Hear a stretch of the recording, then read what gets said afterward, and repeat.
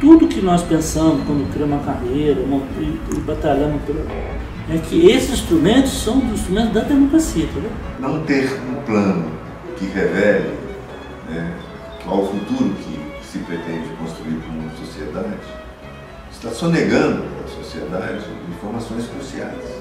Você está retirando dela o direito cidadão de saber para onde está sendo produzido.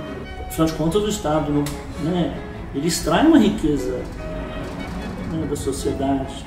Então, esses instrumentos eles tinham que indicar para onde é que essa riqueza está, o que ela está fazendo, entendeu?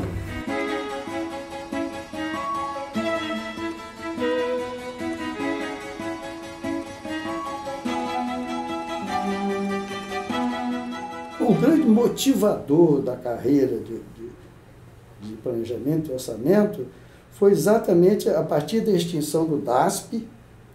Você entrou no início, isso foi em 64, foi um dos primeiros atos lá do movimento, né, militar, com a extinção do DASP. Até o DASP, o DASP ele tinha uma estrutura, ele tinha uma carreira lá, que isso não me falha a memória, acho que era analista administrativo, coisa desse tipo, que cuidava dessa função orçamentária. Com a extinção do DASP, a coisa ficou completamente solta. Então, o período de 64, 60, aí que entrou a ideia das fundações, das empresas, das autarquias que começaram a alimentar o funcionamento dessa área de planejamento e orçamento. A CEPLAN era poderosa, né? E o braço técnico operacional da CEPLAN era o IPEA. Portanto, o IPEA tinha, sim, uma influência considerável, participava do processo decisório, de toda e qualquer medida tomada que tivesse implicações econômicas, sociais ou sobre o plano, o IPEA era ouvido. Você tinha um grupo altamente influente nas decisões de alocação, um grupo segmento, que é o caso do regime militar, né? Então você tinha que conviver com aquilo ali, em termos de fazer as escolhas públicas, não numa amplitude de sociedade, mas de grupos fortíssimos e positivos às vezes. Né? Assim sendo, declaro vaga a presidência da República. Ninguém segura a juventude do Brasil. As tardes do Brasil. Se trabalhava com muito rigor técnico. O suposto era que programas, planos ou projetos bem desenhados seriam bem executados. A coisa da gestão não tinha a relevância que tem hoje, mas nem por isso a execução era cheia de problemas. Existiam problemas, sim, na medida em que você ia incorporando cada vez mais ambições no projeto de governo e se propondo a resolver problemas com complexidade crescente.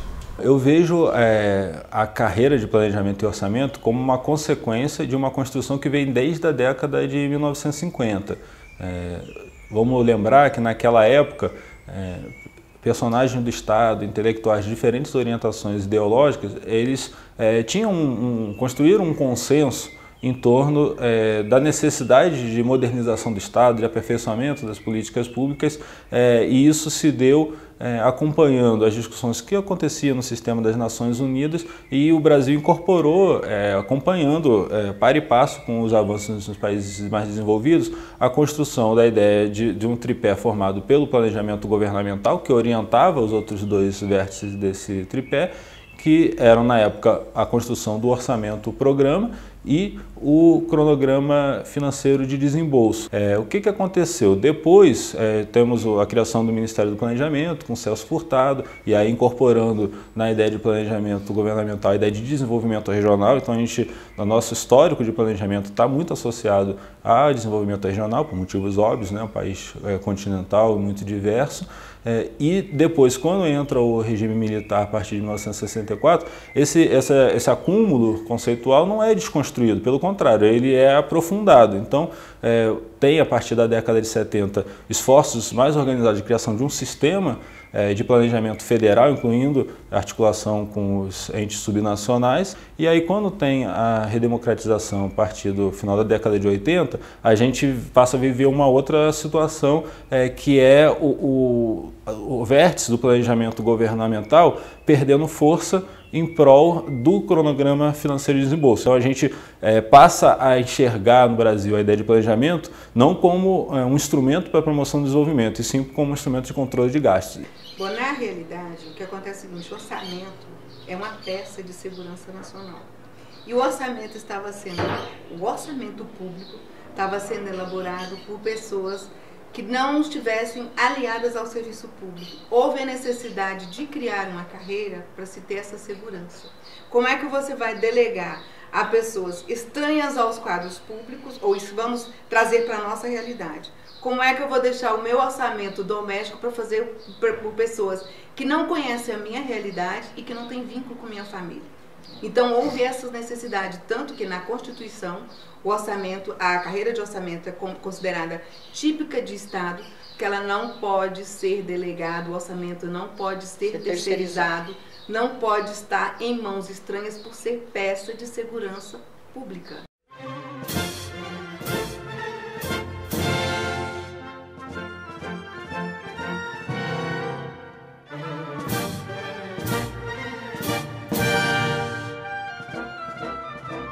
E eu falei, olha, é o seguinte, eu venho pensando já há alguns meses para a gente criar uma carreira. Aí fizemos um ofício para o Calabre, porque ele era o secretário do Tesouro e o processo ia passar por lá. Se ele não tivesse interessado, não sairia. Ele disse o seguinte, olha, eu prometo, é palavra, vocês dois, é palavra de honra minha, mas eu estando aqui, eu dou minha palavra que eu vou dar um despacho favorável, vou dizer que tem recursos necessários e que é necessária essa carreira. Ele levou no outro dia, o Sarney assinou. Pode verificar, que eu acho que foi 3 ou 4 dias depois, se procurar no Diário Oficial vai achar. O presidente da República soltou um decreto dizendo, a partir desta data fica proibido a criação de carreiras, autarquias, fundações dentro do governo federal. Que a nossa carreira é uma carreira para o Estado, entendeu? Para a sociedade, na verdade, assim, né? Mais importante é organizar o Estado. Né? É isso. Né? A carreira foi criada considerando a importância, né? de que algumas funções são fundamentais para um Estado bem estruturado, eficiente, eficaz, entendeu? Né? Para poder gerar o crescimento, o desenvolvimento, essa é a ideia, né? E que era importante ter, então, um conjunto de funcionários públicos bem preparados, entendeu? Bem articulados, com autonomia, né? Com conhecimento para poder gerar esse produto que seria o mínimo que a sociedade pode esperar, né? Do Estado. Mas então foi uma luta grande no processo constituinte para preservar a ideia de planejamento. Primeiro é que tudo que vinha da situação anterior era questionável, né? Começa por aí, você mudou o regime, mudou tudo, então em princípio aquilo tudo era para jogar no lixo. Mas no caso do planejamento era mais gritante pelo seguinte, porque a gente já percebia, por exemplo, o próprio caso dos planos, do orçamento plurianual de investimento, que eram peças que as grandes decisões de política econômica da época não passavam por esses documentos. Mas o pessoal da Constituinte conseguiu preservar. Foi uma grande luta na época da Constituinte. Mesmo na comissão, já havia gente, mas planejamento e orçamento não dá certo, não sei o quê. Ou seja, o bombardeio começou todo lado. Eu digo, não será possível, né? E eu continuei insistindo, ia lá de vez em quando, falava com o Fernando Henrique, com o Ciro não. Serra. O Serra não falava tanto não. Falei um pouco depois na comissão, quando já era a comissão. Porque muitos na subcomissão diziam, mas isso o Serra vai eliminar no plenário. Eu disse, eu acho que não, né? E não, o Serra na comissão deu sustentação todinha. A ideia foi construir justamente que na Constituição nós não tínhamos quase nada, para não dizer nada de planejamento. E isso era uma grande debilidade, que qualquer governo diz, não, acaba com o planejamento e pronto. Mas agora não, está lá, plano plurianual. E em outros artigos o planejamento mais amplo, né? Não foi os dispositivos que a gente pretendia, mas já o fato de ter entrado nominalmente lá, o governo é obrigado a elaborar um plano plurianual do governo. Isso deu o caminhar até agora. O documento da liberdade, da dignidade, da democracia.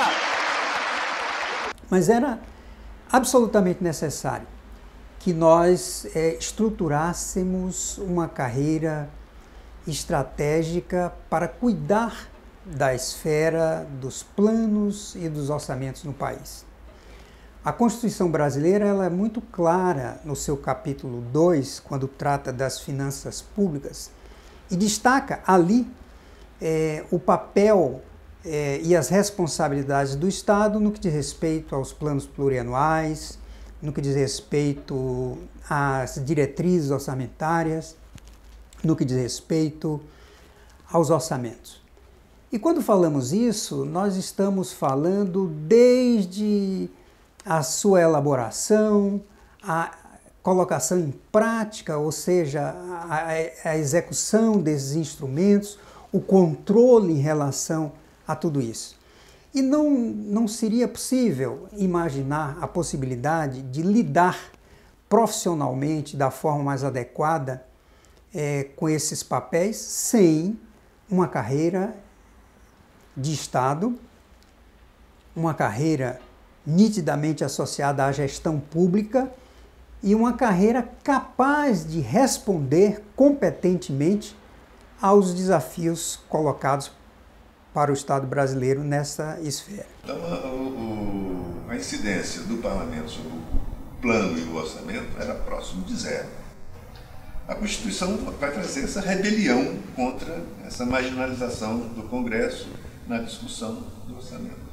Entendendo planejamento e orçamento como instrumentos democráticos, né, como formas pelas quais o governante diz à sociedade o que ele pretende fazer para essa sociedade, para onde vai conduzi-la. Então, era mais do que uma sociedade democrática, era mais do que legítimo que o Congresso opine sobre isso. Afinal de contas, o Congresso é representante do povo. Né? Então, se entendemos plano e orçamento públicos como instrumentos da democracia, eles devem passar pelo crivo do Congresso auxílio. O grande problema, no meu modo de ver, foi que a Constituinte tentou regular essa tramitação, mas com olhos do passado. Fiscalizados aos pés descalços, àqueles que querem justiça social no país para poder viver dignamente. Já quando veio o Collor, aí já você tinha mais imposição. Faz e acabou, eu quero que faça. Né? Mas eu me lembro bem principalmente do ministro, do presidente Sarney, que não dá para fazer por isso, não faz. Esse distanciamento do plano formal, do projeto de governo aprovado nas eleições, eu acho que é um problema grave.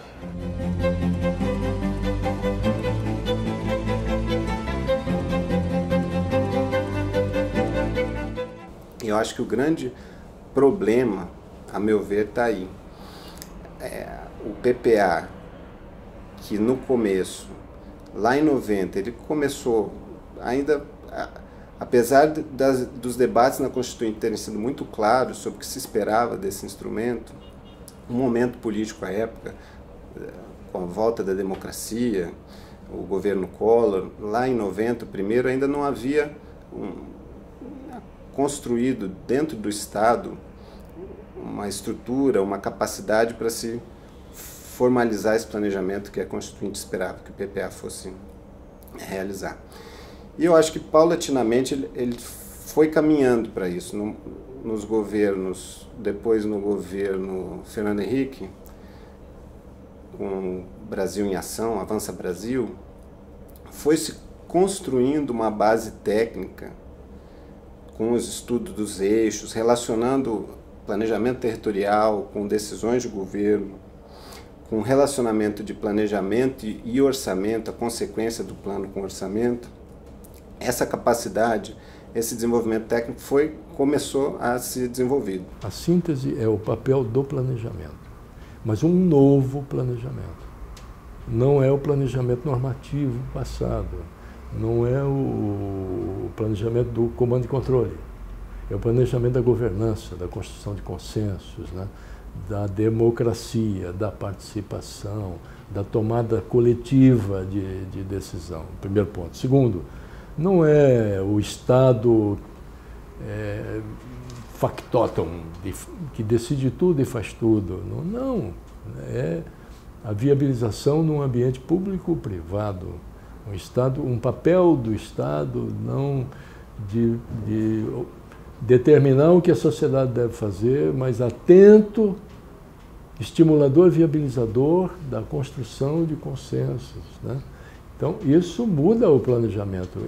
Entre isto e o segundo PND dos militares, tinha um oceano de diferença. Esse novo planejamento, ele é intensivo em gestão. Não existe aquela divisão de eu penso e alguém executa. A compreensão vem da ação. É fazendo que se planeja, né? A integração entre quem está estudando, pensando e quem está executando. Daí a importância de ter os projetos prioritários, de ter a equipe de planejamento fortemente inserida na implementação, onde o mundo real está determinando o sucesso, né? Então é a mudança de enfoque, a mudança inclusive do perfil do gestor público. Você deve se lembrar, eu dizia nas nossas reuniões lá, peçam desculpas, mas não peçam licença, entre nos ministérios. Em todos os momentos que o planejamento ganha grande importância, você tem um projeto nacional de desenvolvimento nacional bem estabelecido e bem defendido pelos dirigentes. Foi assim durante o governo Getúlio, foi assim durante o Juscelino, com o plano de emendas, foi assim com os militares. De lá para cá, você tem a onda neoliberal que achava que o mercado ia resolver tudo. Tem uma postura, se não neoliberal, mas pelo menos assim, meio negligente com respeito ao que deve ser o Estado.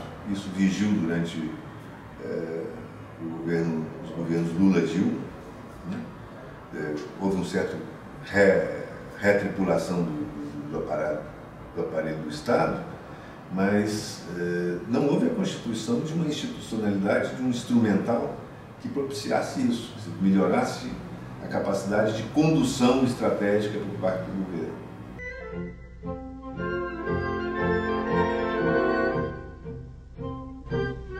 Eu acho assim, aquilo que não foi experimentado é difícil tu dizer que não dá certo.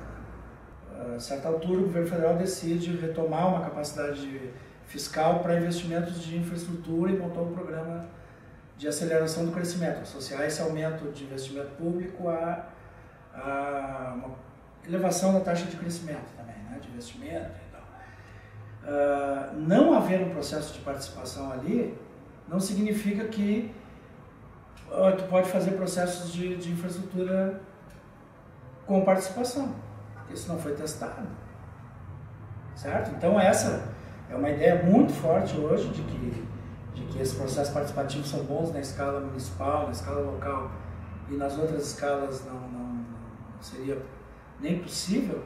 Setorialmente, tu tem casos muito bem-sucedidos, tá? De políticas setoriais da área social que cresceram muito em importância na agenda devido às conferências, aos processos participativos.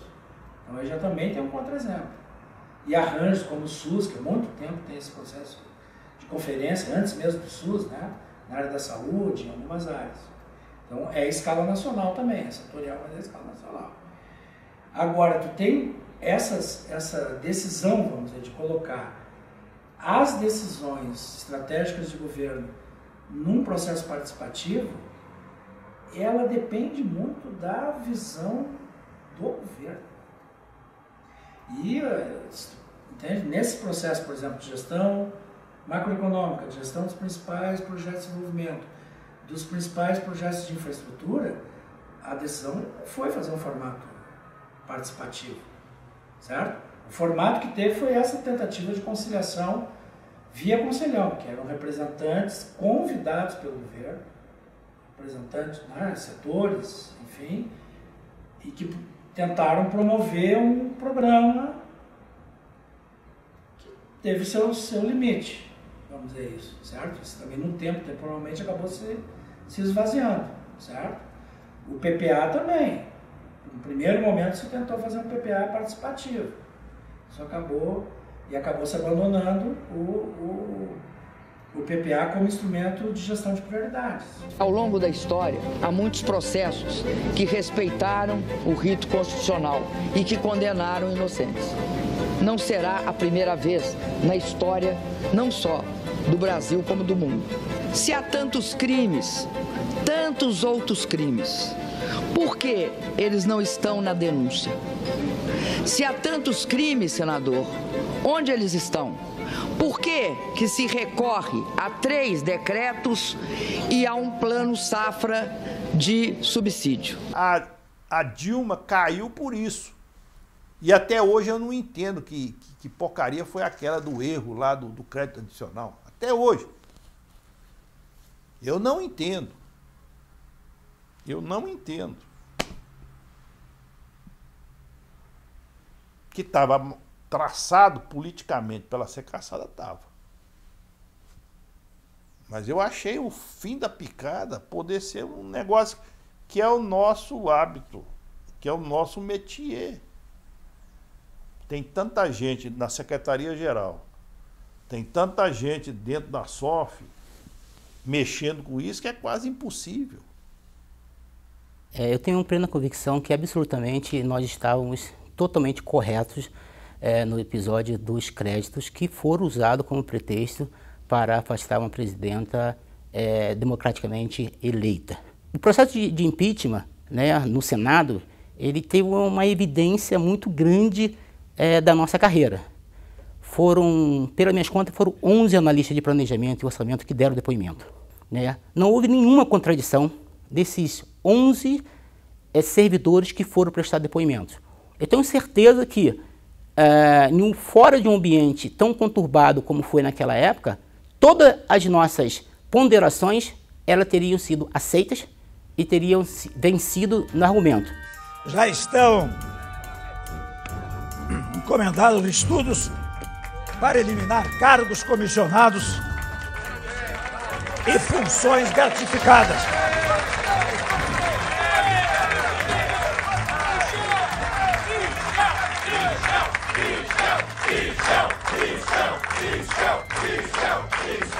Hoje é difícil, nós estamos vivendo um momento ruim, né?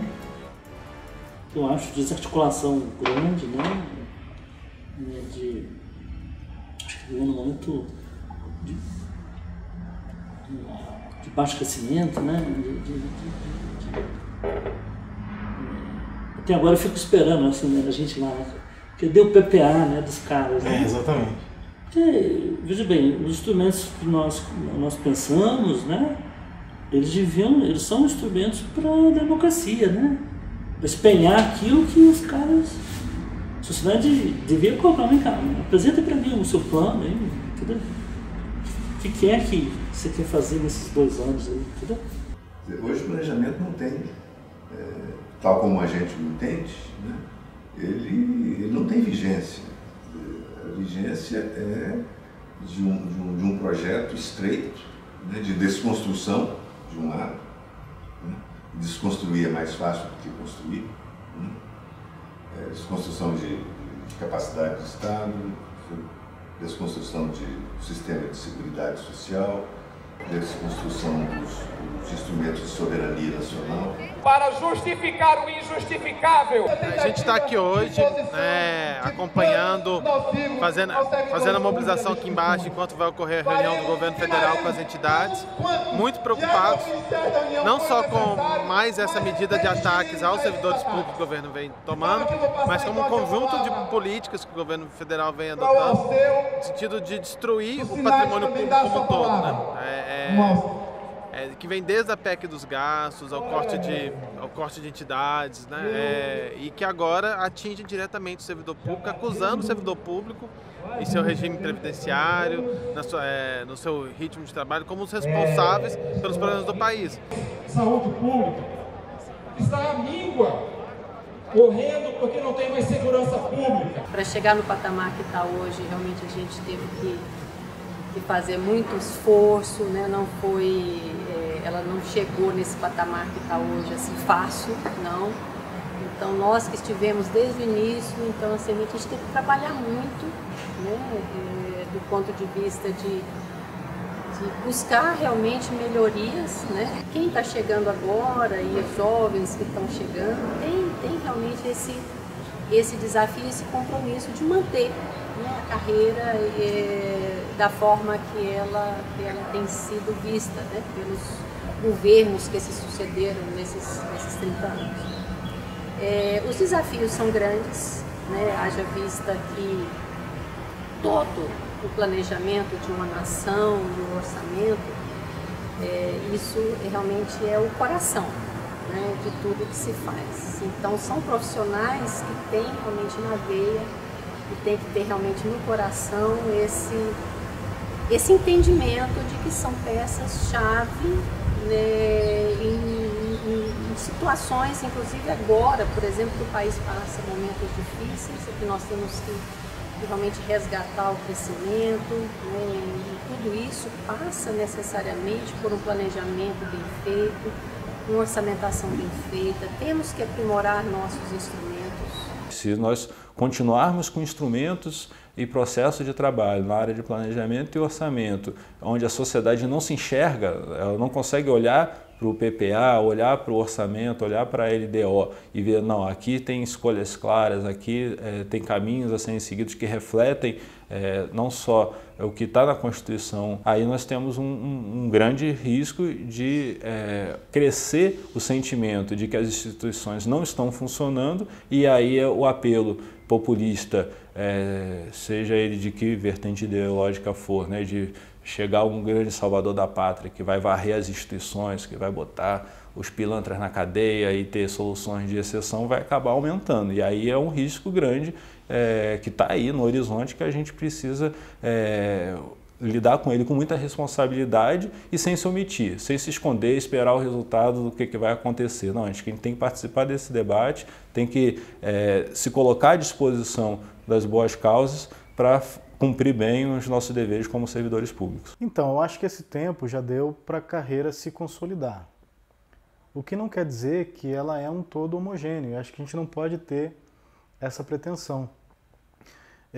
Na verdade, são várias questões que surgem ao longo desse tempo e que há muito debate ainda presente sobre esses temas, seja de integração do planejamento com o orçamento, seja a participação do planejamento na gestão, o controle, como é que essas coisas se articulam. E isso tudo recai hoje numa discussão que está presente, que inclusive que é a difusão de algumas carreiras do ciclo de gestão. O que a gente não pode é não debater essas questões. E eu acho que a carreira tem tido coragem de propor debates, de articular com atores importantes, seja no meio político, seja na sociedade, na academia. A gente tem buscado debate para, na sucessão de governos, ter o que pôr à mesa, ter discussões, ter propostas que articulem de uma forma coerente, com técnica reconhecida, essas questões que ainda restam sem definição e que são complexas, certo? Ou seja, como é que a gente define a plurianualidade do orçamento, como é que a gente reforça a ligação do planejamento de longo prazo com o orçamento de curto prazo, que é de curto prazo, ou mesmo o fluxo financeiro, como é que a gente articula isso com o controle, e esses debates, esses embates estão presentes hoje, e é possível dizer que a carreira tem o que dizer sobre eles. Falta isso no debate, né, na gestão pública, você colocar a diversidade como um ativo, como uma estratégia de gestão, porque se você não reflete no seu quadro a diversidade da sociedade, você tem menos potencial de desenhar soluções para essa mesma sociedade. Então é isso, você reverte. Eu não estou fazendo um favor em incluir minorias, eu estou garantindo os meus resultados. Eu preciso garantir a diversidade para melhorar as nossas políticas públicas, para melhorar as nossas entregas para a sociedade, e porque na realidade é uma troca, né? Na realidade as instituições é que precisam de diversidade. As instituições têm muito mais a ganhar com diversidade do que os grupos que estão sendo incluídos. Na realidade, são as mulheres e os negros que vão salvar as instituições, que vão fazer mudá-las para melhor. Numa pesquisa que foi feita em 2014 na ENAP, você tinha que nas carreiras do ciclo de gestão, a percentual de mulheres era de 30%. Acontece que as mulheres representam mais de 52% da população brasileira. Então, eu acho que ainda não é suficiente, ainda há um espaço para crescer, para que esse número de mulheres na carreira seja proporcional à participação das mulheres na população em geral. O fato de você ter poucas mulheres e poucos negros ocupando cargos, especialmente os cargos mais altos dentro da administração pública, isso de certa forma reproduz as desigualdades que historicamente foram colocadas de acesso desses grupos ao espaço público, ao espaço político. Então eu acho que é importante a gente se contrapor a esse movimento, né? Tornando a administração pública um espaço mais democrático. Para mim é importante você ampliar a diversidade nessas carreiras, porque você traz novos sujeitos para esses espaços decisórios de política pública, né? Sujeitos que vão trazer novas perspectivas, e essas perspectivas vão alterar a forma com que as políticas públicas têm sido feitas, né? Do meu ponto de vista, é absolutamente inaceitável que organizações, sejam elas públicas ou privadas, não reflitam, né, nos seus quadros de funcionários a proporção, a diversidade que tem na população. Então eu parto disso, de um conceito ético, um conceito democrático e de justiça social. É inaceitável. Para mim isso é o suficiente para defender a igualdade racial, no caso específico, né, defender a diversidade em todas as carreiras, né, em todas as organizações e mais especificamente na minha. Ela tem que ser uma carreira de excelência do ponto de vista da competência, capacidade, competência, e ela tem que ser uma carreira de indiscutível postura ética. Não importa o governo que venha, pode ser do PT, pode ser do PMDB, pode ser do PSDB, pode ser de um arco, de uma coligação partidária, ela estará em condições de trabalhar sempre a serviço do país. E, ao mesmo tempo, sendo uma boa intérprete, capaz de traduzir o que se deseja, o que se coloca no plano das expectativas, em planos, programas, projetos, ações. Ela tem essa capacidade, né? Eu acho que a carreira tem que preservar suas peças importantes. Assim, eu sempre achei. A nossa carreira tem que preservar o orçamento de forma, né, poderosa, como ele é, né? Mas tem que também fortalecer e preservar o PPA como instrumento, né, de planejamento de mais médio prazo, certo? Assim como a EDO. Então, não é qualquer carreira que tem esses instrumentos que pode trabalhar com esse instrumento, entendeu? Então, desprezar um dos instrumentos é burrice, entendeu? É abrir mão de elementos importantes, né, que está escrito na Constituição como tarefa, né? Eu conheço tanta carreira que adoraria ter algum tipo de compromisso, né, institucional mais forte, e não tem, para justificar a sua existência. Então, acho que isso revela que a gente tem uma carreira que não é só uma carreira bastante sólida do ponto de vista técnico, é uma carreira imprescindível para o funcionamento do Estado Democrático de Direito. Às vezes no dia a dia a gente acha que o nosso trabalho é mexer ali no CIOP, né? Escrever uma nota técnica, mas a gente não pode perder de vista esse orgulho do servidor público, né? Essa missão, que é essa vocação pública, que é, né, fazer concretizar os objetivos fundamentais da República, que é fazer uma sociedade democrática, solidária, justa. A gente não pode perder de vista essa nossa missão. Emocionante, acabou o documentário aqui. Tem até coraçãozinho. Acabou o documentário.